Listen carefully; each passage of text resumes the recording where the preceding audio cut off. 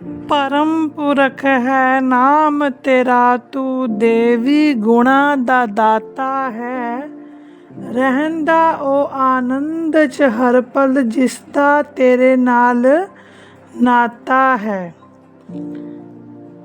एक रस हर पल रहने वाला तू ईश्वर कहलांदा है जेड़ा तेरा ध्यान है धरदा विचलित ना हो पांदा है। तू निर्मल है तू पावन है जो भी तेनू ध्यावेगा निर्मलता आवेगी उस विच मन दी मैल गवावेगा। निर्विकार है तू जो तेरा लै लैंदा आधार है उस बंदे दे मन विच कोई रहंदा नहीं विकार है। सतचित आनंद प्रभु नू दिल विच जिने वसाया है भटकन उकसदी मुक जगई है सारी मुक्ति दा पद पाया है। हे निर्भय अविनाशी जिसने प्रीत तेरे नाल लाई है सच है उसने दुनिया अंदर भैतों मुक्ति पाई है। तू निर्वैर है तेनू पाजो तेरे विच खो जावेगा कहे हर देव की वैर भाव तो मुक्त ओही हो पाएगा। कहे हर देव की वैर भाव तो मुक्त ओही हो पाएगा। प्यारी साध संगत जी बड़े प्यार से कहना जी धन्यकार जी। दासी आज संपूर्ण हृदय वाणी से शब्द नंबर 11 से विचार करने जा रही है। तो दासी शुरू करेगी। परम पुरख है नाम तेरा तू देवी गुणा दा दाता है। कहने का अर्थात कि जो तेरा नाम है वो परम पुरख है। जितने भी देवते गुण हैं जितनी भी शक्तियाँ हैं उन सब का दाता कौन है? ये निरंकार है। रहंदा ओ आनंद च हर पल जिसदा तेरे नाल नाता है। कहने का अर्थात कि जो इंसान इस निरंकार को जान लेगा और जो इसकी भक्ति करेगा वो हर समय आनंद में ही रहेगा क्योंकि उसे समझ आ जाएगा कि जहाँ मैं रह रहा हूँ वहाँ हर जगह निरंकार का ही वास है। एक रस हर पल रहन वाला तू ईश्वर कहलांदा है। एक रस का मतलब है कि एक जैसा हर जगह पे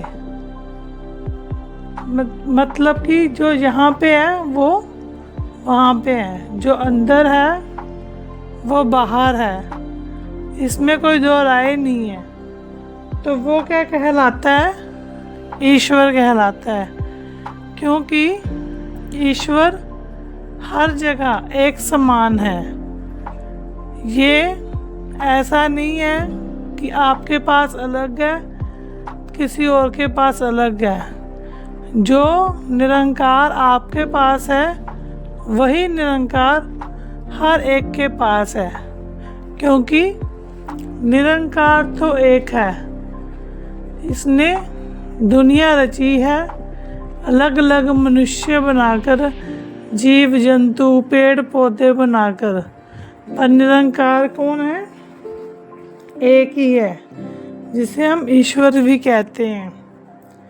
जेड़ा तेरा ध्यान है धरदा विचलित ना हो पांदा है। साध संगत जी कहने का अर्थात कि जो इस निरंकार का ध्यान धरता है, जो हर समय इस निरंकार को याद करता है, चाहे वो समय अच्छा हो या बुरा, कैसी भी परिस्थिति हो, जो हर परिस्थिति में इसे याद रखता है, उसे कभी भी भय नहीं रहता, वो विचलित नहीं होता, वो घबराता नहीं है। उसके सामने जितनी बड़ी मुश्किल आ जाए, उसे पता है कि करने वाला तो यही है, निरंकार ही है। तो अगर मैं ज़्यादा विचलित भी हो जाऊंगा, अगर परेशान भी हो जाऊंगा, अगर अपना धैर्य छोड़ भी दूंगा, तो कोई भी फल मिलने वाला तो नहीं है। क्योंकि जब हम परेशान होते हैं तो हमें परेशानियां घेरती हैं, हमें टेंशन्स और तंग करती हैं। अगर हम इसके करने में रहें, इसके जो इसने हमें दिया है उसी में रहें, तो हमारा मन शांत रहेगा। तो मुझे बाबा जी की एक विचार याद आ रही है। दासी को याद तो पूरी नहीं है, पर उसका छोटा सा एक लाइन याद है, शायद आप जी को भी याद हो। बाबा जी ने कहा था एक विचार में, बहुत पुरानी विचार है बाबा जी की। बाबा जी ने कहा था कि आज मटर पनीर नहीं है तो दाल में ही खुश हूँ। अगर आज कोई मेरे से नाराज़ है तो उसकी नाराज़गी में ही खुश हूँ। अगर आपको मेरी पंक्ति अच्छी लगी है तो उसके अंदाज में ही खुश हूँ, अगर नहीं भी अच्छी लगी तब भी खुश हूँ। तो दासी ने वैसे ये पूरी लाइनें नहीं बोली, क्योंकि दासी को याद नहीं, 2-3 लाइनें याद है, तो आप जी ने सुनी होंगी। तो बाबा जी ने कितने आराम से, प्यार से समझा दिया कि हालात जैसे भी हैं, मैं हर अवस्था में खुश हूँ। कि जैसा भी है, कोई नाराज़ है तो उसकी नाराज़गी में ही खुश हूँ, कोई खुश है तो उसकी खुशी में ही खुश हूँ। तो खुश रहना आपके अपने हाथ में है। तू निर्मल है, तू पावन है, जो भी तेनू ध्याएगा। पावन, पवित्र, ये निरंकार क्या पवित्र। यहाँ पे बाबा जी ने यही लिखा कि मैं निर्मल हूँ, मैं पावन हूँ, क्योंकि वो समय के गुरु थे।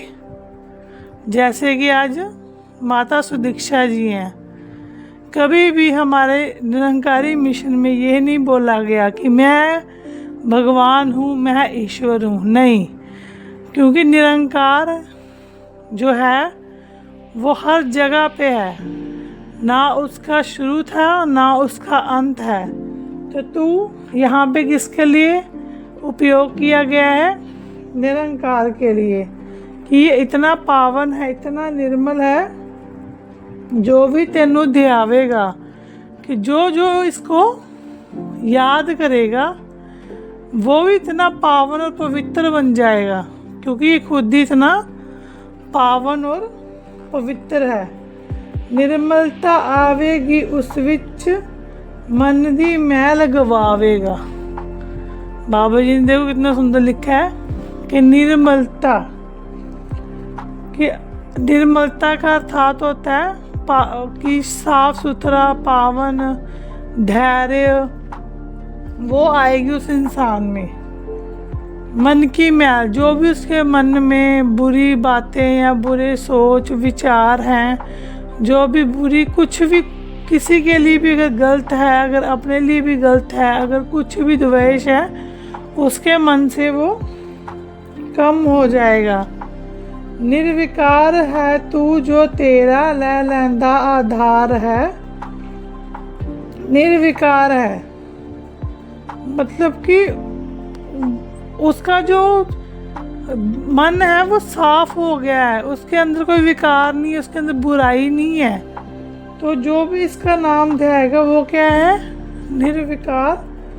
उस बंदे दे मन विच कोई रहंदा नहीं विकार है। तो पहले बाबा जी ने कह दिया कि निर्विकार है, कि उसके मन में कोई भी ऐसी बात नहीं रहेगी जो किसी के लिए बुरी हो, या जिससे किसी का नुकसान हो या वो किसी के लिए बुरा नहीं सोचेगा।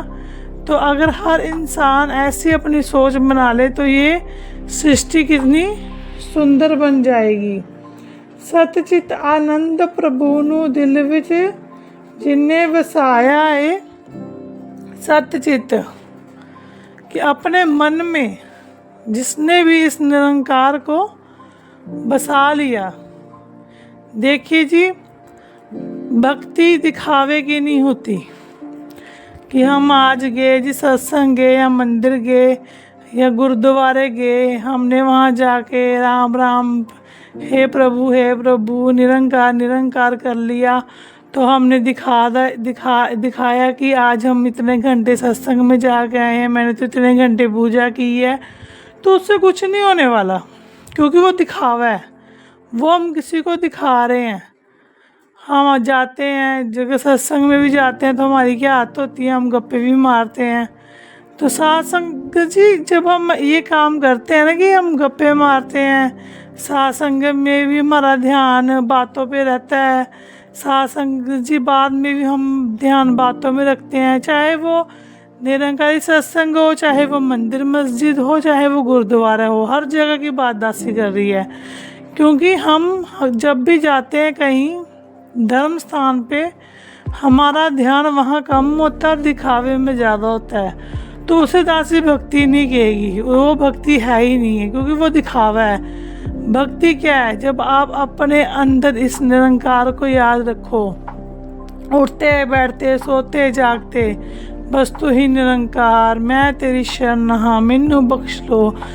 मंदिर जाना हो या ना हो, भवन में आना हो या ना हो, कोशिश तो करें कि जाएं। पर अगर नहीं भी जा पाए, कोई परिस्थिति ऐसी है, तो ध्यान इस निरंकार की तरफ, वो भक्ति है। क्योंकि हमने किसी को दिखाना नहीं है, भक्ति हम अपने लिए कर रहे हैं, किसी और के लिए नहीं कर रहे। तो सतचित आनंद प्रभु नू दिल विच जिन्हें वसाया है, भटकन उस दी मुक गई, सारी मुक्ति दा पद पाया है। तो उसकी भटकन ही मुक गई। जब वो सुबह शाम निरंकार तू ही निरंकार कर रहा है, इसे याद कर रहा है, अगर उसके साथ अच्छा हो रहा है तब भी कह रहा है तू ही निरंकार, शुक्र है परमात्मा तेरा।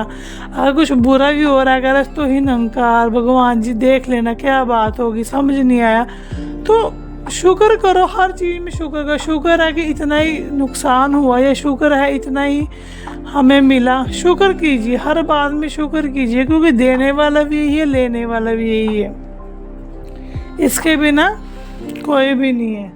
तो आगे लिखा है निर्भय अविनाशी जिसने प्रीत तेरे न लाई है, सच है उसने दुनिया अंदर बेतो मुक्ति पाई है। कहा गया कि जिसने इसके साथ प्रीत लगाई है, जो इस निरंकार को याद कर रहा है, जो इस प्रभु परमात्मा को याद रखता है, उसने इस दुनिया के हर भय से मुक्ति पा ली, हर डर से मुक्ति पा ली है। उससे इस दुनिया में किसी चीज़ का डर नहीं सिवाय एक निरंकार के, क्योंकि निरंकार सब कुछ करने वाला है। आपको निरंकार जितनी बड़ी मुसीबत में डाल दे, वही वहाँ से आपको निकालेगा, और कोई नहीं निकालने वाला। जब आप अकेले होते हो तो आप सिर्फ इस निरंकार को याद करो, चाहे आप 10 लोगों के बीच में बैठे हो तो आप फिर भी इस निरंकार को याद करो, क्योंकि इस निरंकार से ऊपर इस दुनिया में कोई नहीं है। आगे लिखा गया जी, तू निर्वैर है तेनू पाजो, तेरे विच खो जावेगा, कह हर देव की वैर भाव तो मुक्त ओही हो पावेगा। कहा गया कि तू निर्वैर है, क्योंकि निरंकार कभी वैर करना नहीं सिखाता, कभी ये नहीं कहता कि ये अच्छा है ये बुरा, क्योंकि सब बच्चे ही उसके हैं, अच्छे बुरे नालायक सक्सेसफुल जैसे भी हैं, सब बच्चे ही उसके हैं। तो वो निर्वैर करना तो सिखाएगा ही नहीं कभी। तो जो इसको ध्यान देगा तो वो इसी में ही खो जाएगा। खो जाने का मतलब कि उसे हर जगह निरंकार दिखेगा, अपने फैमिली में निरंकार दिखेगा, बाहर काम करने जा रहा है वहाँ दिखेगा।